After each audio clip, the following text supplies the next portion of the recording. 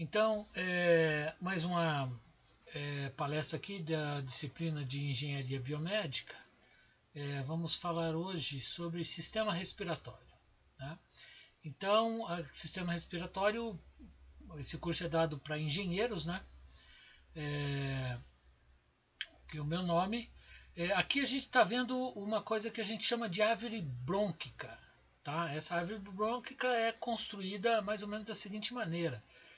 Você tem um cadáver, injeta nos brônquios, bronquíolos e todas as vias aéreas até chegar quase até a nível de alvéolo, você vai injetando uma resina, uma espécie de resina acrílica de baixíssima viscosidade, e ela vai penetrando e ela vai endurecer dentro da peça anatômica, e depois você dissolve o pulmão, a traqueia, você dissolve ele de volta, e a gente tem a árvore brônquica, né? É chamada de árvore brônquica porque se você imaginar isso aqui virado ao contrário, você tem aí parece muito com uma árvore, né? Antes de ver aqui algumas coisas, eu tenho uma peça aqui, uma peça aqui da universidade. Então, uma peça que mostra aqui em cima a parte da entrada do ar, né? Vamos ver aqui. Eu vou retirar essa parte aqui. Tá? Eu vou retirar essa parte e a gente tem aqui o pedaço lateral da parte aérea, né? A traqueia, e aqui por trás a parte, o tubo por onde passa a comida, né? Vamos abrir aqui. Então é mais ou menos assim por dentro, vocês vão ver essas estruturas. Então aqui a traqueia, a glote, a epiglote, as cordas vocais ficam por aqui. Esse é o caminho aéreo que a gente vai ter até o pulmão. Então deixa eu montar aqui para a gente ter uma ideia.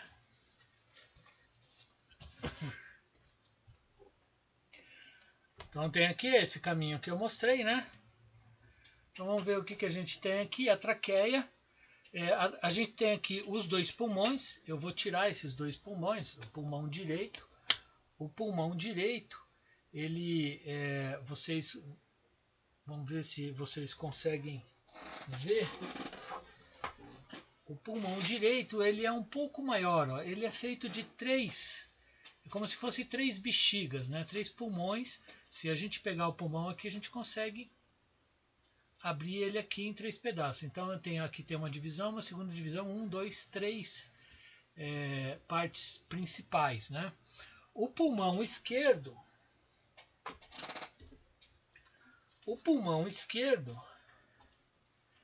que é este daqui, ele já é um pouco menor, ele só tem duas partes. Então, uma parte e a parte de baixo, duas partes principais, né? Então aqui o pulmão, né? Duas partes principais, a gente vai falar sobre o pulmão. Então o que eu tenho aqui? Eu tenho aqui o coração, depois a gente pode falar disso aqui. Essa parte aqui que está em azul carrega sangue venoso, o que a gente chama de veia, né? E aqui, ó, essas vermelhas, o que a gente chama de artéria, carrega sangue arterial, rico em oxigênio, e o sangue azul aqui, essa cor azul, representa o sangue venoso. Então aqui de cima ele coleta o sangue que vem da cabeça, das partes superiores, né? Braço e tal, e aqui vem por baixo. Tá? Ambos entram aqui no ar, né? Tem uma entrada por cima, uma por baixo aqui no átrio direito. tá? Passa para o ventrículo joga para o pulmão. Então, veia não é o que chega no coração, é o que carrega sangue venoso, tá? Porque essa aqui está saindo do coração e carrega sangue venoso, né? E daí eu tenho ali, ele é enriquecido por oxigênio, volta por aqui pro coração esquerdo, né? Depois a gente vê melhor isso aqui. E o coração esquerdo bombeia para o resto do corpo, né? Mas o coração, então você pode ver que ele é centralizado, um pouco virado para a direita. Ele não fica do lado esquerdo para a esquerda. Ele não fica do lado esquerdo do corpo, ele fica central, com a maior parte virada, como se fosse um punho. É assim, a ponta dele virada para a esquerda do corpo, né? E aqui é a cavidade onde está o pulmão. Então eu tenho ainda esse pedaço aqui do pulmão, isso não é o pulmão inteiro, né? Ele ficou um pedaço aqui na peça ainda, como se eu tivesse serrado ele aqui. Dá para ver umas estruturas internas aqui, é o que a gente vai ver agora nessa apresentação. Tá, guardar as peças aqui. O coração, depois eu tenho um coração bem maior que dá para mostrar para vocês como funciona. Então vamos seguir aqui. Aqui é o sistema respiratório, as partes principais, né? Então eu tenho duas entradas, uma aqui pelo nariz e a outra pela boca. Então deixa eu ver se eu consigo colocar aqui uma cor.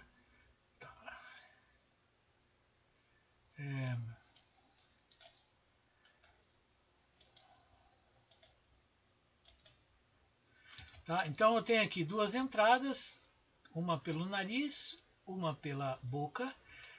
Pelo nariz existe um sistema cavernoso, labiríntico, né, que faz com que o ar percorra muito mais espaços e superfícies do que a gente consegue imaginar.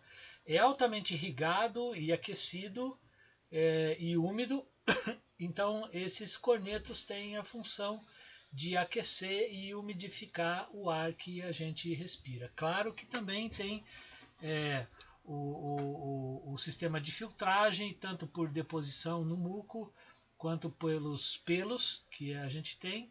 Então o coração do nariz também funciona como um filtro. Tá? Eles se encontram no fundo da boca, tem a entrada bucal aqui também. Estão lá na faringe nasal, onde eu tenho a úvula. A úvula é aquele sininho, né, que aparece lá atrás da boca, né? Qual que é a função dela? A função dela é obturar essa passagem aqui, ó. Tá? A gente vai ver a diferença dela, ela atuando, ela diferencia o espirro da tosse. Tá? Então eu tenho a úvula, que é esse pedaço aqui. Daí eu tenho ali a faringe, por onde passa os alimentos e vai lá para o estômago, né? Então vai lá para o estômago, né? E aqui eu tenho a laringe, tá? Aquela parte que eu mostrei aqui. Aquela parte que eu mostrei aqui para vocês. Nessa laringe eu tenho então uma coisa que obtura essa passagem aqui, porque a gente tem que fechar, e abrir isso para poder respirar, para poder engolir, você fecha, para poder respirar, você abre, né? Então você tem a epiglote e a glote, que é um sistema ali de fechamento, e as cordas vocais, que são essas estruturas que a gente está vendo aqui do lado, né? Em várias condições de vibração, fechado, aberto. Então ela consegue fazer, o ar passando por ela consegue vibrar o ar e fazer a nossa voz. A nossa fala é causada pelo som que é provocado aqui pelo resto da cavidade bucal, língua e músculos da boca, que conseguem fazer modular esse som em vários sons, sílabas, né, para a gente fazer a fala aí. E daí depois eu tenho aqui a minha traqueia, né? Eu perdi o outro pedaço aqui, tá? Na minha traqueia, não sei, aqui. Então a gente tem a traqueia desse lado aqui, ó, dá para ver, né? Ela tá de outra corzinha aqui, mas dá para ver uns anéis cartilaginosos aqui que fazem com que o tubo não colabe, tá? Algo muito parecido com aquele tubo corrugado que a gente usa para instalação elétrica predial, né? Para passar os fios dentro da alvenaria. Você coloca esse tubo e depois passa o fio por dentro. Então são os anéis cartilaginosos e com o tecido conectivo aqui, o esôfago que vai lá pro estômago, né? E daí a traqueia ela termina na carina, que é a região que eu faço a separação em dois brônquios, o da esquerda e da direita. O brônquio da direita vai para o pulmão direito, que tem o lobo superior, o médio e o inferior, tá? Que são aquelas estruturas que eu mostrei, né, para vocês.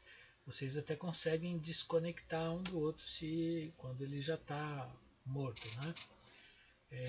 Como se fossem três bolsas fortemente agregadas. Daí eu tenho aqui daí o pulmão esquerdo. Esses brônquios vão virando bronquíolos e cada vez menores, menores, menores, até chegar no lóbulo respiratório, que é o final que a gente vai ver aqui um pouco mais para frente, que é este aqui, né? Esse é o lóbulo respiratório. Então, brônquio, bronquíolo, vai separando até o bronquíolo terminal. O bronquíolo terminal, ele vira aqui o bronquíolo respiratório, que se abre para vários dutos alveolares, essa estrutura em amarelo que vocês estão vendo aqui. Cada duto alveolar vai se abrir em vários átrios respiratórios, tá? E cada átrio está comunicado com vários alvéolos, tá? O alvéolo é uma espécie de bexiguinha ali final, onde o ar fica e troca os gases com o organismo, tá? Então ele joga oxigênio para dentro e coleta o gás carbônico, ou CO2, que é resultado do nosso metabolismo, né? Então aqui a tosse e o espirro. A tosse e o espirro, isso é uma tosse, né? Ela é muito parecida com o espirro, a única diferença é na excitação e na resposta, tá? Na tosse, a excitação da tosse é alguma coisa que irrita, alguma coisa da garganta para as vias aéreas superiores. O espirro é alguma coisa que irrita desta parte para cima, né? Dessa parte para cima, então daqui, principalmente na parte aérea nasal. Então depende de onde veio o estímulo para provocar isso. Daí esse estímulo vai aumentando, chega num limiar, né? Muitas pessoas já experimentaram aquela vontade de espirrar, mas não chega no limiar e você não espirra. Então existem alguns truques, algumas pessoas pressionam com a unha o mindinho para parar, ou olham para a luz e jogam a cabeça para cima olhando para a luz para aumentar a excitação, chegar no limiar e conseguir espirrar. E às vezes isso realmente funciona por causa de alguns fenômenos de crossover nervoso que existe, né? Existem. Daí você atingiu o limiar, daí existe a deflagração. O que é a deflagração? Você rapidamente joga bastante ar para o pulmão, fecha o pulmão, contrai tudo, fazendo uma pressão tremenda no pulmão e de repente libera. Abre o pulmão e o ar sai desembalado ali, tentando jogar para fora aquilo que estava incomodando. Se é uma tosse, o ar sai predominantemente pela boca, tentando jogar para fora aquilo que estava incomodando. Então essa é a resposta, então é a parte final. Se aquilo e como que ele sai na boca? Porque a úvula fecha o caminho, tá? Você fecha o caminho nasal. Quando a coisa que te incomodou está ali no nariz, na parte aérea nasal, a úvula fica ali deprimida e o ar vai passar também bastante forte pelo nariz, tentando jogar para fora aquilo que te incomodou. Então, tosse e espirro é basicamente o mesmo fenômeno, só o lugar de excitação é que diferencia e a resposta também diferencia, se o ar sai só pela boca ou pela boca e nariz.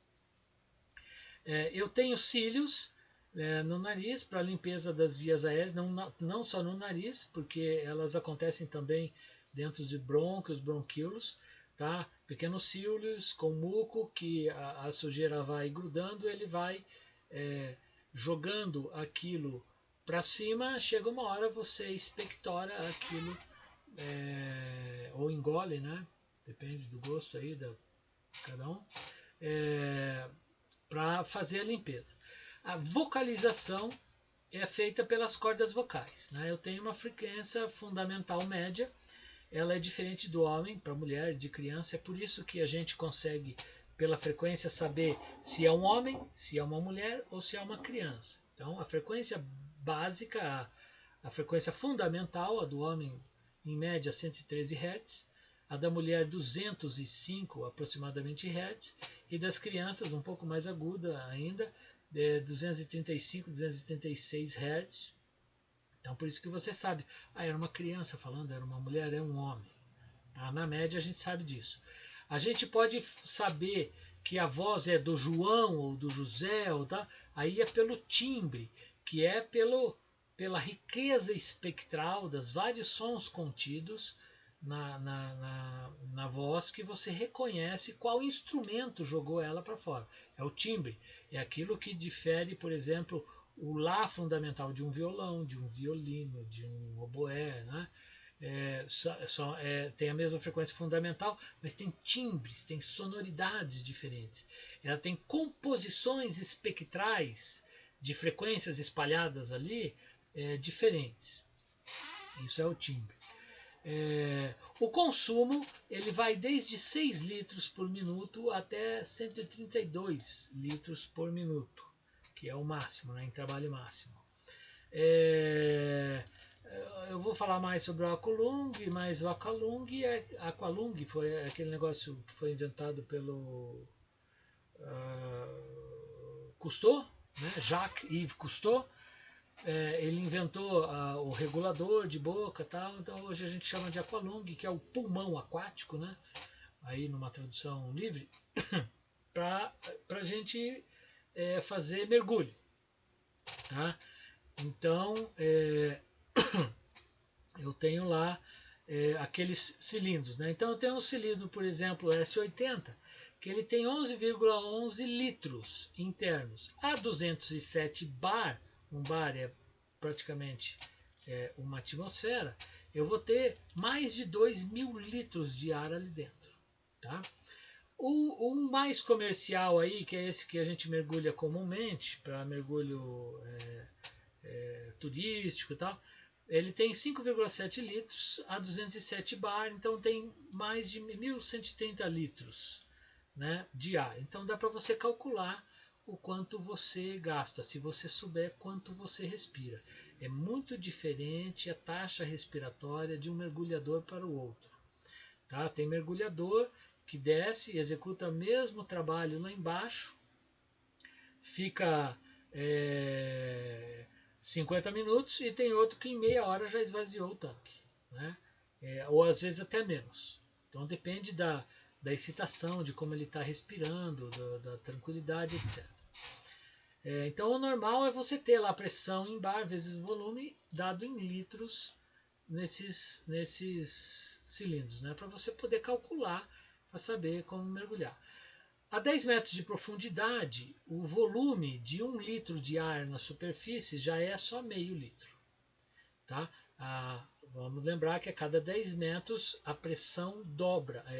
A pressão ela soma uma atmosfera a mais. Então, a 10 metros eu tenho uma atmosfera até o nível do mar, mais uma dos 10 metros. A 20 metros eu tenho uma do ar, mais uma, 3 atmosferas. Né? Então acontece ali que a 20 metros eu tenho 1 litro de ar na superfície é só 1/3, a 30 metros é só 1/4. Então, por exemplo, você vai executar um trabalho que precisa de 1000 litros na superfície e isso aí vai durar 1 hora, a 30 metros de profundidade, no mesmo nível de respiração, você vai durar só 15 minutos. Tá? Porque você não vai respirar menos em volume, você vai encher o seu pulmão normalmente. Se você usa lá meio litro para encher o pulmão quando está trabalhando lá, você vai usar o meio litro lá embaixo também. Só que meio litro a 30 metros, na verdade são 2 litros de ar na superfície, que ficaram compactados só em meio litro. Né? Então é mais ou menos essa conta que a gente faz em mergulho. Sistema respiratório, caminho do sistema respiratório, então a gente já viu isso aqui, o bronquíolo. Então ele entra pelo nariz e a boca, existe aqui o condicionamento, que é a umidificação, a filtragem e o aquecimento do ar. Ele passa por epiglote, glote, laringe, cordas vocais, daí a traqueia, caria, brônquios, túbulos bronquiais, bronquíolos, e daí o lóbulo respiratório, que é este daqui que a gente já falou, que são os bronquíolos terminais, bronquíolos respiratórios, está tudo aqui, né? Átrios pulmonares e os alvéolos. Entre o alvéolo o alvéolo ele é ricamente irrigado com capilares, né? E ele faz a hematose, que é a troca gasosa que tem que existir entre o pulmão e o corpo humano. Né? O pulmão, então, serve, em última análise, para jogar oxigênio para dentro do corpo e coletar o CO2, que é o resultado do nosso metabolismo. Né? Coleta o CO2 e joga para fora. A respiração, ela é, de fato, essas 4 coisas aqui, esses 4 eventos. Então, existe a ventilação, que é a entrada e saída de ar nos pulmões. É por isso que a gente não chama aquele aparelho que faz o cara respirar artificialmente de respirador. A gente chama de ventilador, porque o que ele faz é ventilar, é jogar, é colocar e tirar ar dos pulmões do cara. O resto quem faz é o corpo. Depois existe a difusão, que é o oxigênio entra e o CO2 sai. Isso é uma troca que existe entre os alvéolos e o sangue. Depois que entrou no sangue, existe o transporte. Eu preciso transportar o sangue rico em oxigênio até a célula que vai usá-lo. E na célula, jogo o oxigênio para dentro, pego o CO2, resultado do metabolismo da célula, carrego no mesmo sangue até voltar no pulmão, liberar no pulmão para jogar para fora. Né? Então é o transporte e a regulação. A regulação é aquilo que permite a gente respirar mais ou menos conforme a nossa necessidade, conforme a demanda instantânea que a gente precisa ter naquele momento. Né? A mecânica da respiração. Então, a respiração, basicamente, ela é dada dessa maneira. Deixa eu ver se eu monto aqui.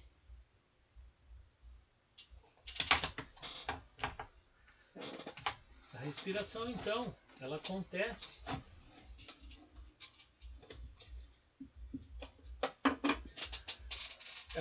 de várias maneiras. Né? Então, pelo diafragma. O diafragma, vamos voltar ao nosso modelinho aqui. daqui para baixo, daqui para cima é a cavidade torácica e daqui para baixo a cavidade abdominal.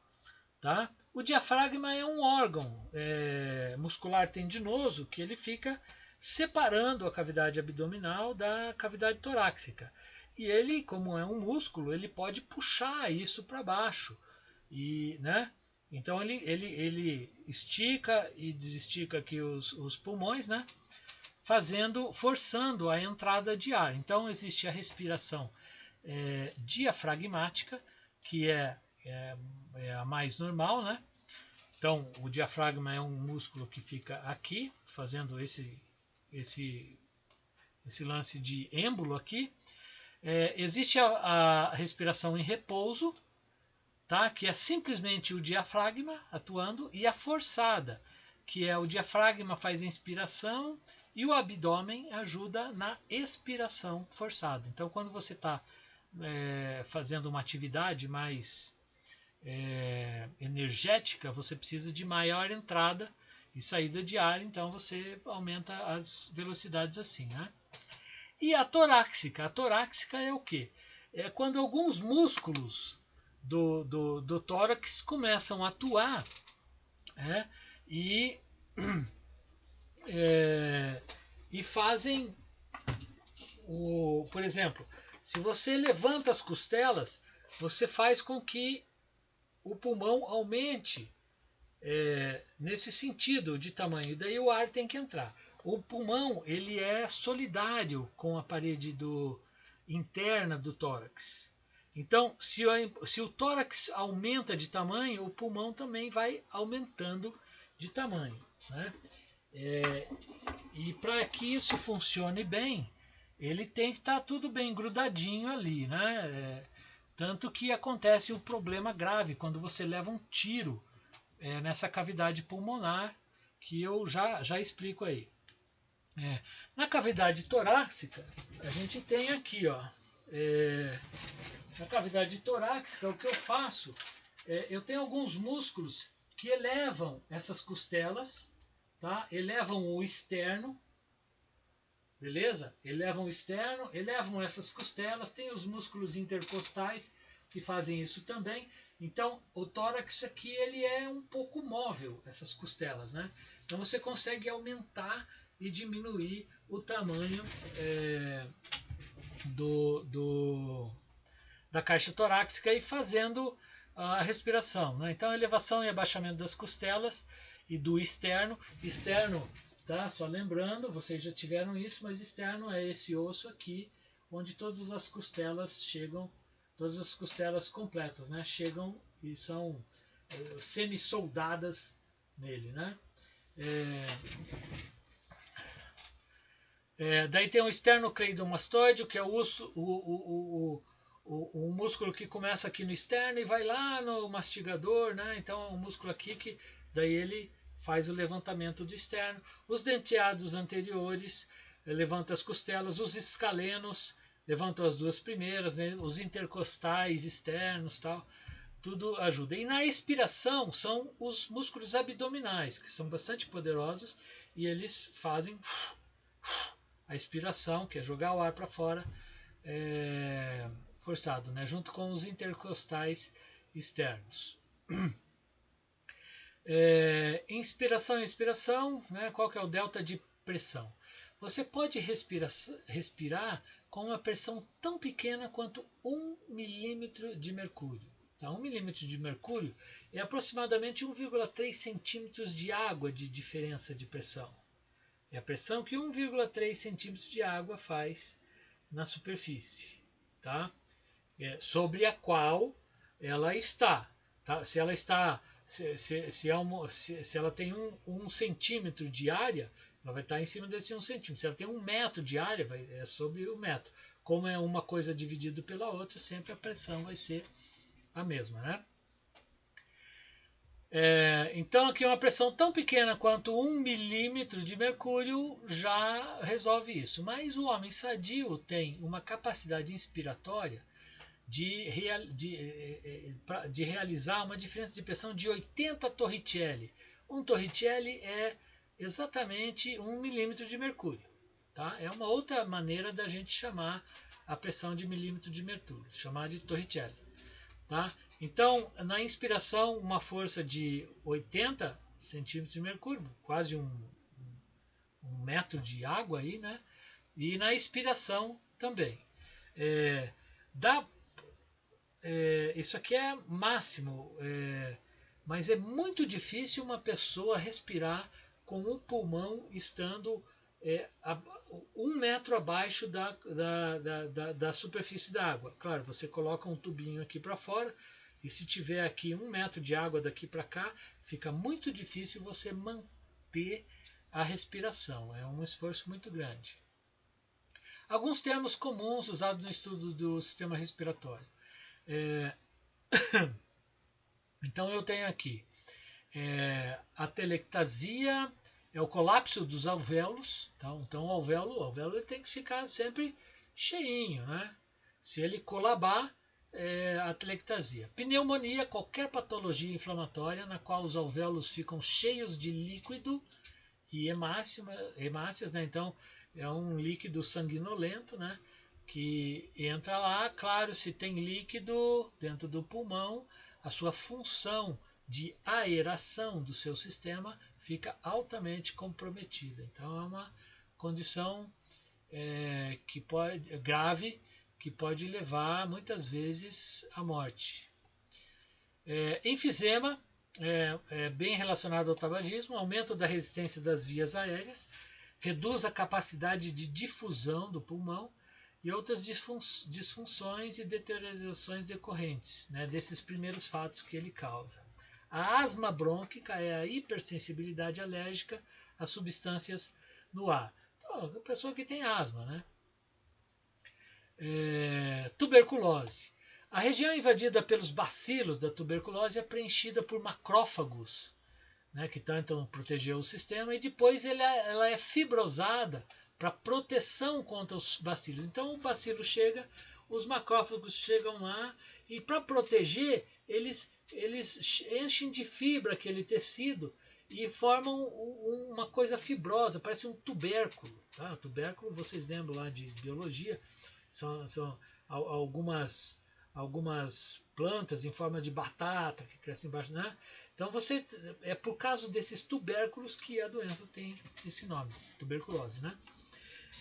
A tuberculose terminal apresenta muitas áreas de fibrose no pulmão e isso prejudica, claro, a eficiência e o funcionamento normal dele. Hipóxia ou hipoxemia ou hipoxia também, né? Muitas doenças, disfunções e problemas podem causar a baixa de oxigênio no sistema. Então, hipo é baixo, de oxigênio, né? Cianose, ciano é azul, né? Lembra da cor azul? É quando o cara fica azul, por quê? Porque ele está respirando mal. As hemoglobinas, por exemplo, estão desoxigenadas. Lembra aquela condição que o cara morre, fica com o lábio azul quando entra numa garagem, liga o carro e morre por o gás que sai do carro, que é o monóxido de carbono? Então, essa é a cianose ali, né, que vocês veem em filme. A dispneia é uma agonia causada pela falta de ar. Essa dispneia não necessariamente é sempre real. Tá? Ela pode ser psicológica e tal. Hipercapnia, então, é excesso de CO2. Capnia, se vocês virem, é CO2. Hiper é bastante, né? Excesso de CO2. Propriedades elásticas do pulmão. Então, o pulmão ele tem lá uma propriedade elástica, né? Ele tende, se você pegar ele e retirar ele do ser humano, ou retirar de um animal, ele automaticamente vai colabar, tá? É como se fosse uma bexiga que ela se desinfla automaticamente e fica pequenininho, né? O que evita isso é o fato dele ficar colado nas paredes torácicas, tá? E um outro efeito que eu já vou falar, né? Como ele fica colado nas paredes torácicas, então ele precisa disso para ficar ali, né? Agora vamos supor que você tire a parede colada, você pegue e arranque a parede torácica, o que vai acontecer? Ele vai colabar. É tão grave isso que se ele colabar, você não consegue, por força própria, encher ele de pulmão, encher ele de ar. Tá? Ele fica colabado. Então, isso é o que acontece no pneumotórax. Tá? Quando, por exemplo, o sujeito leva um tiro na parede, fura a parede torácica e o ar entra. Se o ar entra, o pulmão não está mais grudado e ele colaba, ele para de funcionar, o cara fica só com o outro pulmão. O pulmão desse lado aqui, né, mal é mal o outro pulmão, né? E daí, como que a gente faz?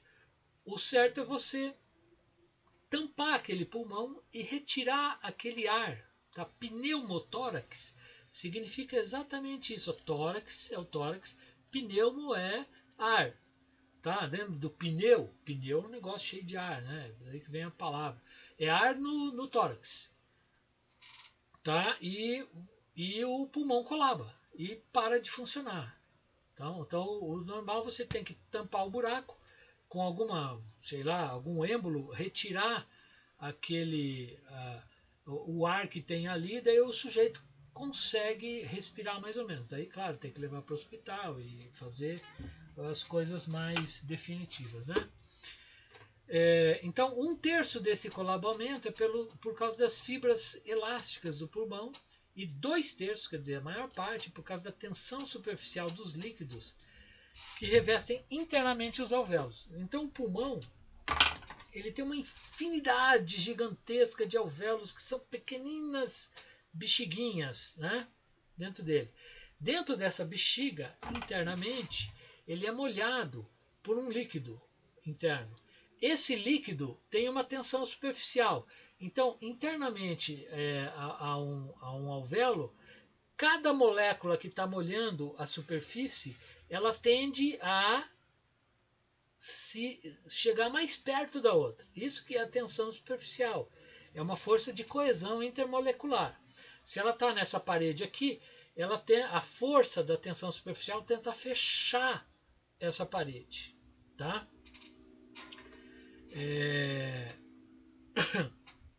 Para evitar isso, o pulmão usa um tal de surfactante, que é o nome de qualquer coisa ali. No caso do pulmão, são lipoproteínas que diminuem a tensão superficial. Tá? A criança às vezes nasce numa época que ela ainda não fabrica esse surfactante, criança que nasce antes do tempo, né? E ela não vai ter a condição de respirar sozinha, então você tem que fazê-la respirar através de um ventilador artificial e injetar um remédio que vai amadurecer o sistema respiratório dela para que ela passe a fabricar esse surfactante naturalmente. Só daí ela vai poder deixar o pulmão inflado o suficiente para poder respirar sozinha, né? Então esse aqui é o que tem no nosso pulmão, né? A ausência provoca a doença da membrana hialina e o edema pulmonar. O edema pulmonar é quando o pulmão se enche de líquido, né? Então isso aqui colaba e fica mais líquido lá dentro. Só para você ter uma ideia aqui, ó, o que acontece? Se você tem lá o líquido e tem o surfactante lá dentro, quando você diminui o diâmetro, quando você diminui esse diâmetro aqui, ó, o diâmetro diminui, você vai aumentar a concentração de surfactante. Quando você aumenta a concentração de surfactante, você vai diminuir a tensão superficial. Então, quando ele tenta ficar menor, o surfactante diminui a tensão superficial e ele volta a ficar daquele tamanho. Então, desde que você tenha lá a concentração certa de surfactante, todos os alvéolos vão ficar mais ou menos num equilíbrio de tamanho, provocado por esse componente aqui. A energia que a gente gasta, a energia necessária para a respiração é de 2 a 3%. Tá? Isso em repouso. Quando você está em estado de alta energia, jogando futebol, uma corrida, né? É quase a mesma coisa, de 3 a 4%, só que em maneira relativa, mas em maneira absoluta ela pode chegar a ser 25 vezes maior do que em repouso. Né? Complacência ou compliância pulmonar é a expansibilidade dos pulmões e do tórax. Ela é expressa no aumento de volume dos pulmões por unidade de aumento de pressão. Então é um ΔV, ΔP. Tá? Aqui, só para ter noção, né, eu já falei isso, um Torricelli é igual a 1 milímetro de Hg, que é igual a 1,3 centímetros de água, né, de pressão. Então o normal é 130 ml por centímetro de água de pressão. Né? Então então aqui eu tenho o V desse lado aqui e aqui eu tenho P. Né? Então cada centímetro de água que eu adiciono aqui, eu tenho um incremento de 130 ml aqui. Então o pulmão isolado, ele vai ser 2 vezes maior esse valor. Né? Então o pulmão sozinho ele sempre é diferente. Ele é desse jeito, ele tem que estar colado na parede interna ali do tórax para funcionar direito. E esta curva aqui, a gente chama de complacência porque ela tem essa propriedade, a mesma propriedade que a gente encontra em curvas de magnetização de transistores, que é essa aqui, ó. Este delta aqui, ó, quando você está nesse valor aqui e está nessa direção, você tem um determinado volume na subida, tá, de pressão. Tá? Mas você vai ter essa pressão em outro instante. Mas aqui você vai estar na expiração. Então aqui você está inspirando, aqui está expirando. Na expiração, quando você passa pela mesma pressão, você tem um outro volume. Tá? Então, todo sistema onde uma variável, nesse caso o volume, depende do sentido que uma outra variável, nesse caso a pressão, está se movendo, e ela tem valores diferentes, eu digo que ele tem lá eu tenho a complacência. Tá? Isso aí é exatamente a curva de histerese mecânica. Tá? Aquela mesma histerese que você conhece nos sistemas eletromagnéticos. Tá? Existe a histerese mecânica e é exatamente isso, e é a complacência ou compliância pulmonar. Né? Aqui, zona inspiratória, emite impulsos escalonados por uns 2 segundos e depois para repentinamente. Então a zona inspiratória, ela acontece a vida inteira. Tá? Ela fica lá 2, 3 segundos emitindo um impulso enquanto a gente inspira. Daí ela para e a gente naturalmente relaxa e o pulmão simplesmente se colaba pela própria força assim e a gente expira. Então quando a gente está em repouso, essa é a respiração. Existe lá a zona inspiratória, que ela faz isso durante toda a vida.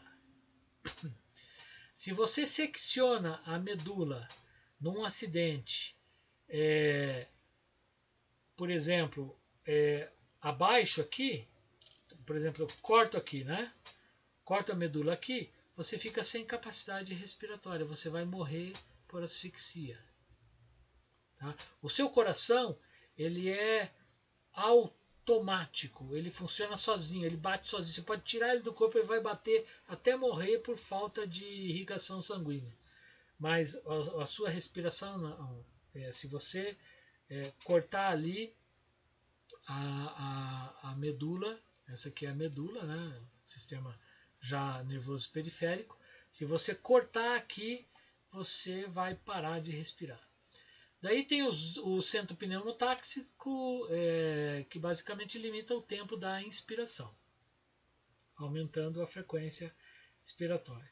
Aqui o cérebro, eu posso falar disso num outro episódio, né? essa medula aqui que você está vendo é essa parte aqui, ó, tá? É essa parte aqui que a gente está vendo. Então a ponte, a medula oblonga, a medula espinhal e tal. Essa parte aqui, a parte que respira, que comanda a respiração está aqui. Aqui o cerebelo, o lobo occipital, o lobo frontal, né? E aqui o tálamo, hipotálamo, está abaixo do tálamo, o mesencéfalo, o cérebro do meio, né? E outras partes aqui. Então, aqui inibe a frequência respiratória, que é uma zona pneumotáxica. Tá? A zona expiratória, que fica no ventre, porque está no lado ventral do corpo. Esse aqui é o lado frontal, lado traseiro. Lado ventral do corpo e lado dorsal do corpo.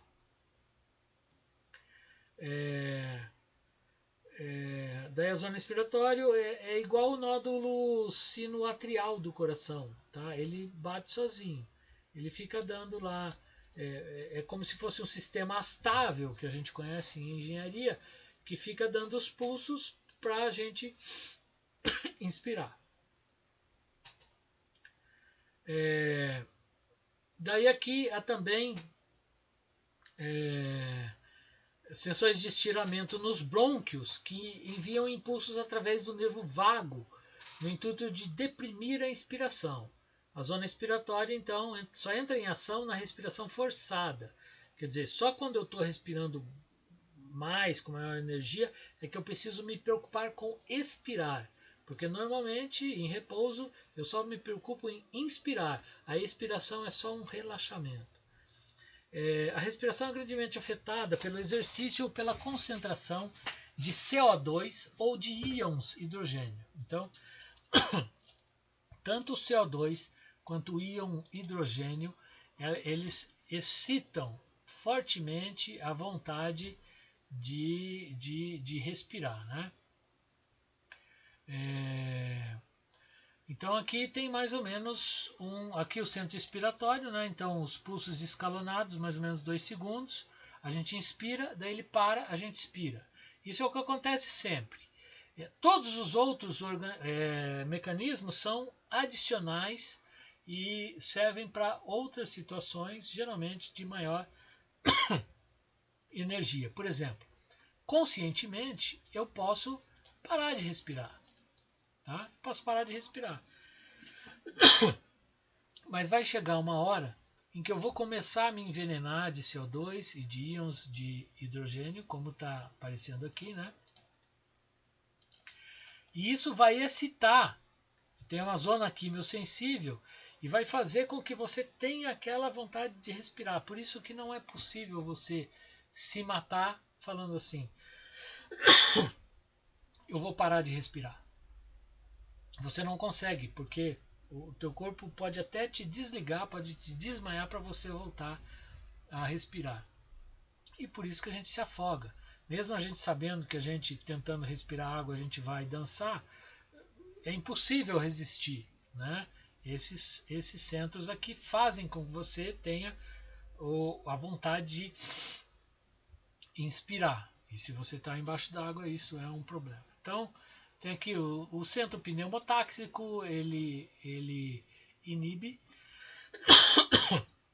O centro apnêustico também faz aqui uma computaçãozinha e vai interferir no centro inspiratório. Então, o centro inspiratório é aquele circuito astável que eu falei, né? E tem várias outras sensores. Tem o centro inspiratório, tem o corpúsculo carotídeo e aórtico, são corpúsculos que ficam na carótida e na aorta, sentem estiramento e medem algumas coisas e fazem alguns feedbacks para esse meu sistema, né? Isso aqui é um trabalho de Conroe que ele fez com gato. Ele viu, aqui é o mesmo tronco medular, ele viu se você seccionasse nessas várias alturas, o que acontecia, né? Então você vê, se você seccionasse aqui com intacto, né? E aqui com o seccionado, então você vai ter aqui uma respiração mais, né, desesperada. Se você corta aqui, o cara vai ter apneuse, que é o gatinho, né? É uma parada respiratória, mas na inspiração. O cara infla o pulmão e fica parado, tá? E não consegue mais sair dali. Cortando aqui embaixo fica completamente descontrolado, aqui não dá para ver direito, né? E cortando aqui existe uma parada total, apneia completa. Cessação, a apneia é a cessação da respiração. Corpúsculos carotídeos, eles ficam aqui na carótida, e os corpúsculos aórticos ficam aqui na aorta, né? Então, eu vou fazer aqui um intervalo, vou chamar isso aqui de parte 1 e depois volto com a parte 2, tá?